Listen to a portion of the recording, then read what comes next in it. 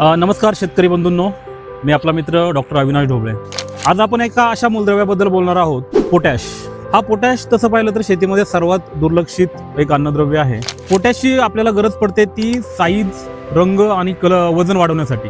पण बऱ्याच वेळा आपण जे रासायनिक पोटॅश देतो शेवटच्या काळामध्ये दिल्यानंतर त्याचा फार जास्त रिझल्ट आपल्याला मिळत नाहीये. पण पोटॅशमध्ये समुद्री शेवाळापासून बनवलेलं सहजरित्या पाण्यामध्ये शोषलं जाणारं पोटॅश याच्यामध्ये आहे आणि हे तुम्हाला वापरायचं फक्त अर्धा ग्रॅम ते 1 ग्रॅम 1 लिटर पाण्यासाठी.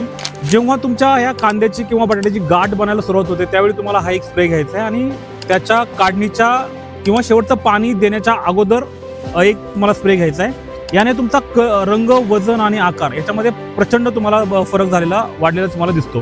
त्याचबरोबर केविन एक्रिल 2 लिटर तुम्हाला खालून पाण्यातून द्यायचंय आणि अर्धा ग्रॅम ते 1 ग्रॅम तुम्हाला पोटॅशचा स्प्रे घ्यायचा आहे. तुमच्या पिकाच्या कांदा असू द्या, बटाटा असू द्या किंवा कोणत्याही तरकारीचा असू द्या, भाजीपाल्याचा असू द्या, त्याच्या रंग, वजन आणि आकारामध्ये प्रचंड वाढ झालेली तुम्हाला दिसेल.